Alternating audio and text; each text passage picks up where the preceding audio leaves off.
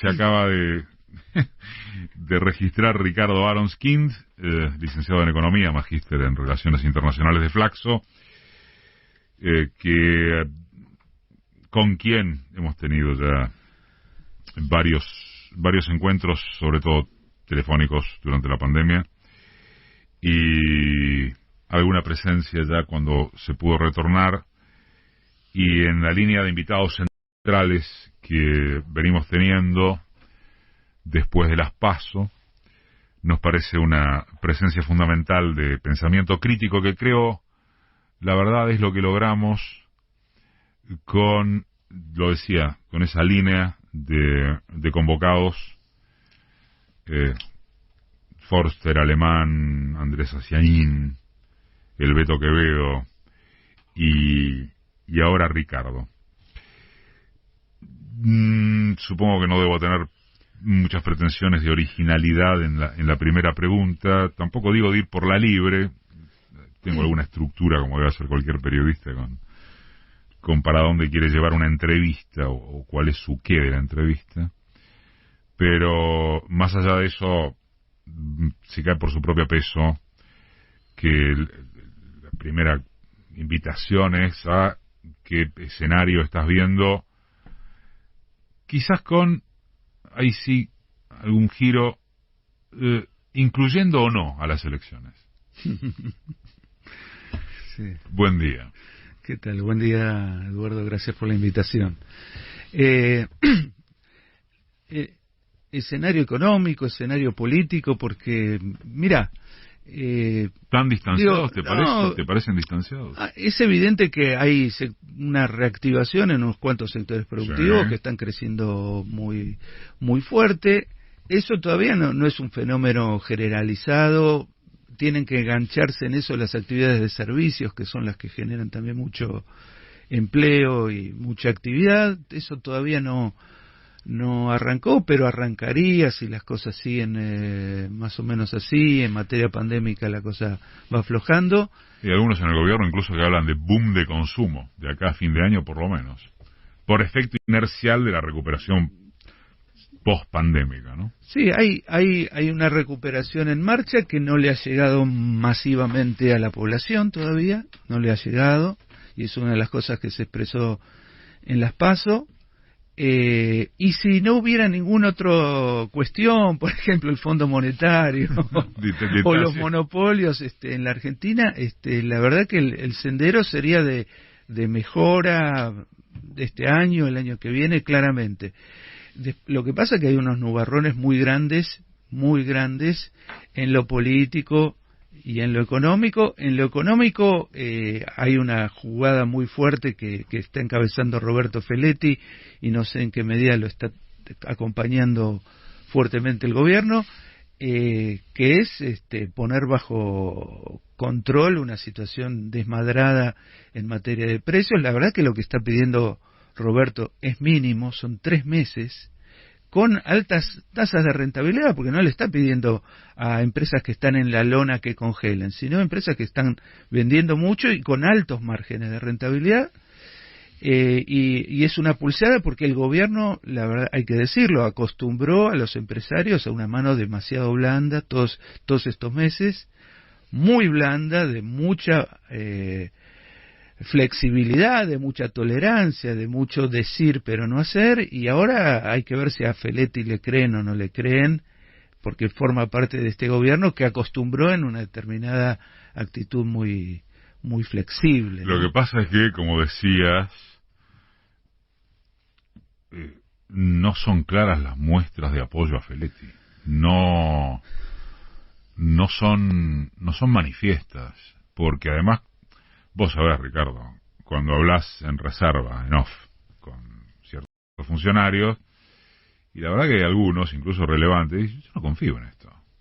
Más allá de que todos están de acuerdo, y creo que hasta lo podemos poner en primera del plural, en que un control de precios es una medida transitoria. Como vos decís, además, les están pidiendo 3 meses de no mover los precios a unos, nada más, porque acá no entran ni los productos frescos, ¿viste? Sí. Bueno, ni fruta, ni verduras, ni demás. Pero la verdad es que no hay manifestaciones explícitas de apoyo a la figura de... ni siquiera te diría que la figura de Feletti, a la medida que se tomó, que como decíamos el sábado pasado, es la última baraja de impacto popular que le puede quedar al gobierno, sino cuál otra, de acá a las elecciones. Ahí sí. Igual yo creo que no va a tener mucho impacto en las elecciones mismas, están acá nomás, así que no hay posibilidad de incidir demasiado en eso. La campaña del Frente de Todos no me parece una campaña con un gran perfil, muy claro, muy definido, también es un poco aguachenta. Alguna compañera me decía, el otro día escuché una propaganda, no sabía si era de Juntos o de Todos. Totalmente. ¿No? Es decir, hay una convergencia ahí de estilística muy complicada, en vez de diferenciar, te fundís en una cosa que no es buena. Pero la segunda cuestión que te quería marcar en el tema económico es, bueno, viste que vienen subiendo el dólar blue, al compás de las noticias en relación al fondo, que evidentemente hay una situación muy complicada. El riesgo país ya te lo pusieron en 1700. Hay una presión tremenda de adentro y de afuera, una operación de pinzas contra el gobierno nacional con una amenaza muy grande de desestabilización cambiaria, que está reflejada en una cosa que hoy sacó página, cita a un exfuncionario del Fondo Monetario Internacional, Werner, agresivísimo con la Argentina, diciendo que en línea con el futuro embajador de los Estados pero Unidos, dice, ¿no? aunque firmen con el fondo, no van a terminar pagando, así que va a haber un alivio de 4 meses y después vuela todo por el aire. Así.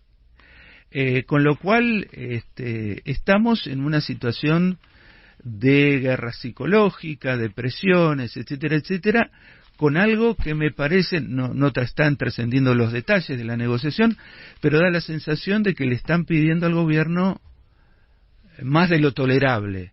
Yo creo que el gobierno estaría dispuesto a firmar, y firmar algunas cosas que no le gustarían tanto, pero me parece que le están pidiendo, una de las cosas es la convergencia cambiaria, ¿no? Es decir, que el dólar oficial se parezca más al dólar paralelo, le están pidiendo una devaluación. En este contexto, la devaluación desbarataría la reactivación que se está haciendo, hundiría más los precios, generaría una situación de conflictividad política y laboral muy grande y le abriría las puertas a la reta 2023 en una forma extraordinaria. Un escenario como el del 2023, digo, para ir redondeando antes de ir a los títulos de la red, y por supuesto que después seguimos. ¿Plantear un escenario 2023 ahora no es Argentina año verde? No, me refiero a lo siguiente. El gobierno viene evidentemente debilitado. Llegó a las PASO debilitado. Creo que parte es responsabilidad, comparto lo que vos decías en el editorial, pero me parece que hay una responsabilidad propia de falta de fuerza, de falta de épica, de falta de perfil, de falta de poner un futuro interesante por delante. Todo eso falta.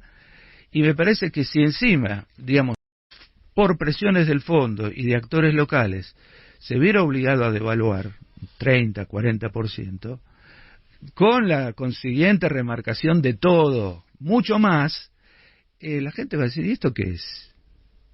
¿Esto qué es? Y me parece que, bueno, está entrando el gobierno en un punto crucial en esa dirección, digamos, si tolera lo que el fondo quiere imponerle o no. Yo creo que hay márgenes de negociación, lo que pasa es que el fondo tiene que sentir... Negociación con el fondo, decís. Sí, yo creo que lo que el fondo tiene que sentir es que Argentina tiene una línea roja, que este gobierno tiene una línea roja, que hay cosas que no puede hacer. Hay incluso la presunción de que esta famosa eliminación de la sobretasa, dichosa y nunca bien ponderada, quiero decir, o sea, lo que te cobran por haber tomado un préstamo que te dieron de más, tampoco es algo a lo cual accederían, porque además Georgieva ha quedado tecleando, ¿no? Después de la opereta que aparentemente también le hicieron, bueno, no sé cuánto es tan amiga de Fernández Oman como pintaba. Sí. No le están concediendo nada. Si es esto de la tasa de interés, es insólito porque digamos, el argumento es no podemos modificar los reglamentos internos. Está Ricardo Alonsquint, politólogo, economista, magíster de Flaxo. Bueno, habitual invitado de este programa, y nos habíamos quedado enganchados con la maniobra evidente, además, de presión y desestabilización. Vos hablaste específicamente de horizonte de desestabilización cambiaria que está habiendo. Digo, ¿cuánto de esto, que parece tan evidente, está en línea con la debilidad que muestra el gobierno? Y a la que también hiciste alusión. Mirá, el tema es que ya llevamos casi 2 años de gobierno, mostrando debilidad permanentemente. Yo, a esta altura de las cosas, creo que una de las certezas que tiene Alberto Fernández es la idea de no confrontar. Una de las pocas cosas que yo le encuentro como permanente en el comportamiento de él es el no confrontar. Empezó en diciembre de 2019 y siguió. No se sostuvo ningún tipo de advertencia o amenaza de todas las cosas que pasaron en estos casi 2 años. Con una clase empresarial como la que tenemos, te toman el tiempo rapidísimo, de afuera también te toman el tiempo rápido, y si ven que sos un gobierno que no tiene capacidad de reacción o carece de un mínimo nivel de agresividad, porque te dicen que sos agresivo apenas levantas el dedo, es un problema serio. Lo que pasa es que eso es íncito, Alberto, yo te diría que históricamente, porque por otra parte, él así lo ha demostrado. Sin ir más lejos, cuando era jefe de gabinete de Néstor, el que confrontaba era Néstor, no él. Sí. Pero Alberto cree en lo de todos los argentinos. Él cree en los argentinos unidos, él cree en la no confrontación, no es una postura. La pregunta es, ¿hasta dónde va a seguir creyendo con estos marcos de apriete? Sí, mira, yo pensaba, con el tema precios, por ejemplo, sí. ¿Por qué estamos en esta situación? Yo creo que mucho antes se pudo haber empezado a armar toda una cadena, toda una estructura de aprovisionamiento de la población que no pasara por los monopolios. Es decir, ir de a poco trabajando. Bueno, lo hemos escuchado Enrique Martínez, pero también Paco Durañón. Hay varias personas, hay empresarios del interior del país que están planteando una especie de compañía argentina de alimentos. Es decir, hay muchas cosas que es inconcebible que un tipo como Enrique Martínez no sea convocado por este gobierno. Inconcebible. Bueno, lo que quiero decir, eso no es exactamente confrontar, ni expropiar, ni nada, pero es ir construyendo alternativas para que la gente no esté en manos, y el gobierno no esté en manos de unos ciertos monopolios que lo pueden boicotear. El gobierno mismo no se sacó de esa situación, no se corrió, no dijo, bueno, yo por las dudas abro el paraguas. No abrió ningún paraguas. Entonces esto es un problema que a medida que te vas avanzando de decisiones cruciales, por ejemplo, el tema de la deuda, el tema del Fondo Monetario, no se trabajó adecuadamente, digo, por todo el frente de todos. Esto quiere decir, se le debió haber explicado mucho más a la población en qué trampa nos dejó el macrismo. Claro, seguramente si vos le decís a la gente, mirá lo que nos hicieron, y se lo mostrás, la gente va a decir, ¿y a estos los dejás impunes? Si no querés confrontar con nadie, es preferible no decir nada, pero ahora te encontrás con el Fondo Monetario pidiéndote sangre. Y cuando ya es tarde por el pero Macri, para el pero Macri, parece ser. Claro, porque debió haber sido una cuestión muy firme. Yo me acuerdo, yo me emocioné cuando Alberto dijo, abriendo la sesión del Congreso, que el gobierno iba a hacerle juicio penal a los funcionarios que habían participado en esto. Del juicio ese no sé nada. Pero eso era la mitad de la cuestión. La otra cosa es que se debió haber denunciado al Fondo Monetario Internacional. Por una irregularidad manifiesta en su comportamiento. Fíjate que te completo lo que decía antes. Ahora el fondo te dice, no le podemos bajar la tasa de 4 a 1 porque eso sería violatorio de los reglamentos. Ahora, cuando te dieron 57.000 millones, o sea, 34.000 más de lo que correspondía por tu nivel estatutario, no hubo recontra violación de reglamento y no pasó nada. ¿A qué atribuís, aunque en verdad lo que más me interesaría es pensar en que se puede reconstituir de lo que no se hizo? ¿A qué atribuís que el gobierno no se sacó de ahí? a limitaciones ideológicas, a aspectos de personalidad, a mal diagnóstico de la situación, y en todo caso, reforzando esto que te decía,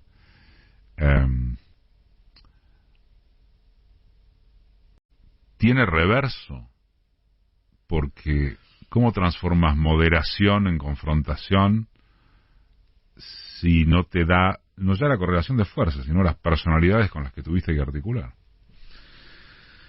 Sí, es muy complejo. Yo diría, uno siempre termina esperando algún espíritu de supervivencia. Es decir, bueno, te están cocinando a fuego lento. Ese es un buen título como para ver en qué podés anclar. Claro, me sorprendió el otro día, Victoria Tolosa Paz dice, bueno, esto se parece a un golpe blando, o esto, digamos, Victoria pertenece más al mundo de Alberto en algún sentido, y está muy bien que ella lo haya dicho, porque Parrilli ha dicho cosas muy interesantes y otra gente del kirchnerismo, pero esto lo dice Victoria Tolosa Paz.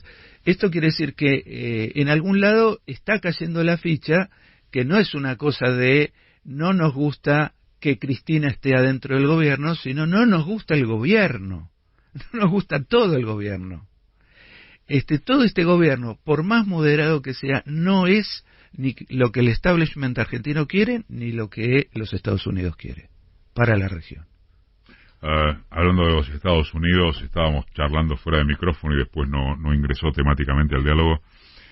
Yo decía y lo charlaba con vos que yo no sé si hay antecedentes mundiales, me permito agregar ahora, de un apriete como el de Mark Stanley presentándose ante el comité que le dará finalmente el placet como embajador de los Estados Unidos. Claro, es muy impresionante. Yo te diría que también es un índice de en qué grado de depresión está la sociedad argentina, porque vos le tenés que decir a este tipo, mira, la verdad que vos no sos un diplomático, sos un apretador, no te damos el placet, te lo decimos ya, por las dudas, le decimos al gobierno de Estados Unidos, no nos manden una persona de escasísima profesionalidad. Le tenés que decir eso. Tiene que haber una cosa de Cancillería, formal. Lo único que supimos es que Parrilli en el Senado dijo algo, sí. muy bien dicho, pero, digo, es una vergüenza. Yo ya no pido nada de la derecha argentina, que es un satélite de los norteamericanos, pero en el caso de fuerzas nacionales y populares me pareció, y un gobierno que viene un futuro embajador a decirles, dicen que van a presentar un plan, como poniendo entre comillas, no, yo ya no sé si creerles. Empieza la gestión diciendo no eso. No sé si creerles. Y me voy a meter con si te metes con China. Tarjeta roja, ya mismo. Tarjeta roja, porque aparte dice, en algún momento relacionado con Cuba, Nicaragua y Venezuela, dice, bueno, esperemos que nos sigan en nuestra... ¿Cómo esperemos que nos sigan? ¿Qué es eso? Decirlo de otra forma, por lo menos. Claro, sabemos que esperemos, ¿no? Una cosa, para usar una figura hoy machirula. Seguimos en unos minutos con Ricardo Aronskin. ¿Qué clase de derecha es esta, dispuesta a pudrir todo? Como si después se tratare, de esto hablábamos el sábado pasado, de que la temperatura social se controlaría y el peronismo se quedaría de brazos cruzados. O sea, ¿cuál es el negocio de pudrir todo?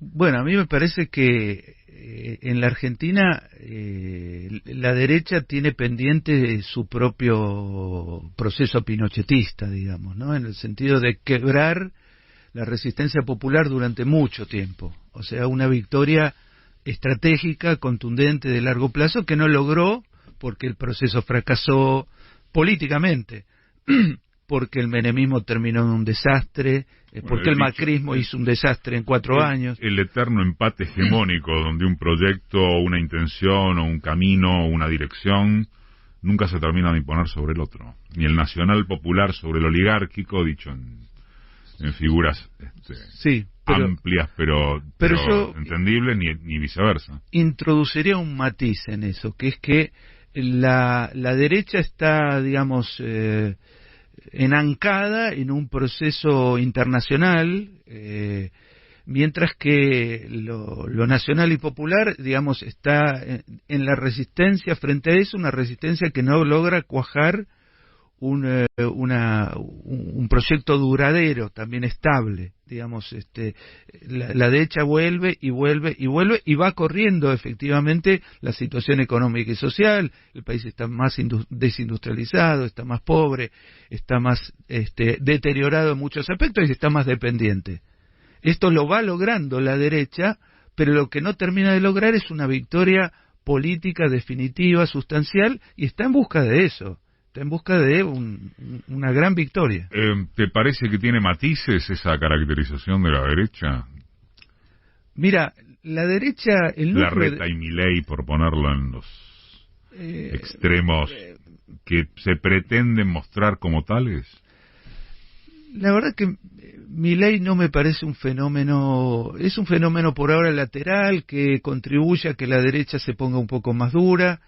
No lo veo a Milei en el horizonte político argentino.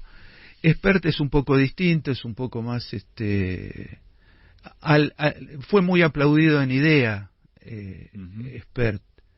Sí, lo charlábamos con Beto. Pero también quiero decir, López Murphy fue muy aplaudido cuando fue ministro de Economía. La bolsa lo aplaudió de pie a López Murphy. Estos tipos, que son unos extremistas de derecha, les caen muy bien a los empresarios argentinos, a los grandes, ¿no? Pero es un empresariado que tiene el problema. Sí, la vieja historia, qué notable, ¿no? Prefieren fundirse con Macri a ganar guita con el peronismo. Sí. En un punto. Sí. Y es un empresario muy limitado que en las últimas décadas directamente, yo te diría que convergió intelectualmente con los centros de poder internacional. Ya no genera más pensamiento propio, compran pensamiento afuera, no tienen una mirada del país, no se sienten responsables por 45 millones de personas. Y seguramente piensan que si en última instancia terminan generando un caos, van a venir los norteamericanos a ayudarlos. Esta es la mirada que tienen, muy irresponsable en toda Latinoamérica, no específicamente en la Argentina, pero en el caso argentino es formidable porque los tipos no se ocupan de armar un programa económico coherente, consistente, que pueda aguantar en el tiempo. Que eso el pinochetismo, después de 8 años de fracasos, lo armó. Absolutamente. Y en el caso argentino, no, y están viendo si lo arman, están en eso. ¿Hay algo que se pueda sentar a la mesa con ese polo que abrigue expectativas dentro de los marcos de una salida capitalista, acordar X cosa?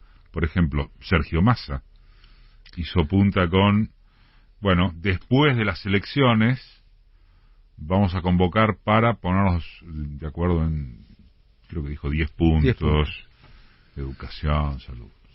Sí. No, a mí me parece como muy sorprendente, salvo que Massa tenga, bueno, una visión muy convergente, por ejemplo, con la Asociación Empresarial Argentina, con Juntos por el Cambio, digamos, ¿no? Digamos, nosotros hemos votado al Frente de Todos porque no es Juntos por el Cambio, porque es una lógica política y económica distinta e inclusiva. No es la mirada de Juntos por el Cambio. Tenemos el gobierno que hicieron hasta hace 2 años, o sea, es otra cosa. Es decir, nosotros no podemos converger nunca con eso. No sé qué. A ver, ¿nos podemos poner de acuerdo en que la educación es importante? Sí, todos estamos de acuerdo que la educación... Fuera de eso, nosotros queremos poner 6% del PBI en la educación y ellos quieren poner 1,5%. Esto es así. Entonces, en todo vamos a estar de acuerdo, en títulos generales tiene que haber empleo de calidad. A favor de la felicidad, claro. Empleo de calidad, sí, estamos todos de acuerdo. Ahora, ¿cómo? Bueno, ellos dicen, bueno, hay que flexibilizar todo, hay que promover la inversión extranjera que nunca viene, y entonces sí vamos a tener empleo de calidad. Nosotros decimos otra cosa, tiene que estar el Estado, tiene que promover inversión productiva, es otra lógica. Yo no entiendo cuál es la convergencia, si no es en todo caso la convergencia al Frente de Todos con el programa de AEA y con el programa de Juntos por el Cambio. Quizás esta última pregunta apunta más a tus sensaciones personales, pero digo, sensaciones en cuanto a en dónde quedan ancladas en lo político, seguramente. ¿Cuánto te indigna o cuánto comprendés o cuánto te enoja, por donde pases el término será la respuesta, que en la mayoría popular, según todo indica, que volverá a suceder, no haya registro de lo que pasó hasta hace 2 años? Bueno, mira, el tema de ese 40% que logra juntar la derecha es histórico. Yo recuerdo que en 2003, cuando gana Néstor con el 22%, vos sumabas Menem y López Murphy y tenía 42. Sí. 42. Después cuando en las famosas... Pasa siempre Aníbal eso, ¿no? Sí, eso es estable, hay un bloque. Yo creo que lo importante es lo que hace el espacio nacional y popular, no solamente desde el gobierno, que no viene satisfaciendo, sino lo que hace políticamente, que lo veo completamente desactivado, en el sentido de hacer trabajo político, hacer trabajo de discusión, de difusión, de esclarecimiento. Lo que hicimos cuando estábamos en conflicto con los fondos buitre, que le fuimos a explicar a todo el mundo qué estaba pasando, y la gente entendía, la gente entiende, ¿sí? Vas, si le decís, si le explicás, si le mostrás, no hay nada de trabajo político, está todo desactivado. Entonces ahí hay un problema serio. ¿Jodió la pandemia en eso? Puede haber demasiado. Puede haber jodido un poco, sobre todo los meses que había que estar más guardado. Pero aparte es evidente que se abandonó el trabajo político porque digo, ahora vas a un conflicto con el fondo, le tenés que decir a la gente lo que pasa. Ahora te están desestabilizando el dólar paralelo, tenés que explicarle a la gente lo que pasa. Porque si no la gente va a agarrar con el dedito y te va a señalar a vos y va a decir, vos sos el culpable. Digo, pasa con el tema de la inflación. La inflación te la hacen las empresas, te la hacen los monopolios y la gente dice el gobierno es el culpable. ¿Sabés que el otro día charlábamos de eso con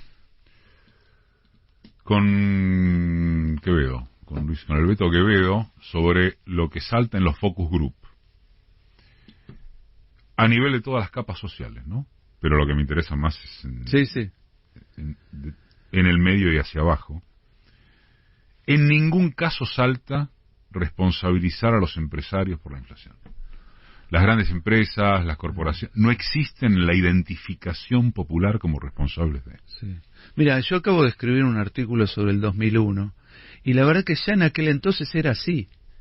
Ya en aquel entonces, 2000-2001, la incitación era contra los políticos y la política.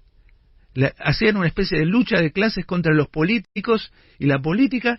Y los empresarios no existían, los bancos no existían, no existía nada, no existía el Fondo Monetario, no existía nada. Estabas en plena convertibilidad, se estaba haciendo todo al demonio económicamente y la culpa la tenían los políticos. Eso fue magistral. Yo digo, el que se vayan todo final de diciembre, enero, ese que se vayan todos era que se vayan todos los políticos. Sí. Todos los políticos, primero que era una injusticia, porque no todos los políticos eran lo mismo, pero después era había solo algunas los cosas políticos. del tipo de te están meando y Clarín dice que llueve, pero eran muy focalizadas, de ningún modo era generalizada. La invisibilización de la economía, de los actores económicos, de las políticas económicas, sigue vigente en la Argentina y no hemos logrado revertir esa situación. Hablando de una semana como esta que comprendió el aniversario de la muerte de Kirchner, y ya que mencionaste 2001, ya después de eso sale una anomalía, sí, que es Néstor Kirchner. Sí. ¿Puede salir una anomalía de esto? Es que el 2001 le pasó a la derecha, entonces salió una anomalía por izquierda. El tema es que ahora están buscando que nos pase a nosotros un 2001. Ricardo Anoskin pasó por Marca de Radio.